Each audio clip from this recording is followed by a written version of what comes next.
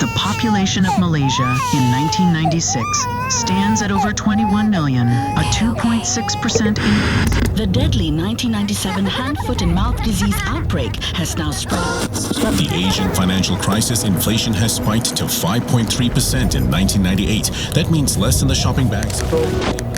Malaysian Prime Minister Mahathir Mohamad can finally rest his feet up after 22 years. The landmark Peaceful Assembly Act 2012 has just been tabled, finally allowing for peaceful unarmed protests after years of resistance and dissent. Lockdown getting you down? Join thousands of Malaysians reviving their love of home cooking to shake off the COVID blues. And try out the Dalgona coffee recipe. The 2022 cabinet has been reshuffled again, following Malaysia's third prime minister change in 3 years, throwing the country into... Dude, did you see how much unopened blind boxes are worth? One sold for 5K at auction. It's insane.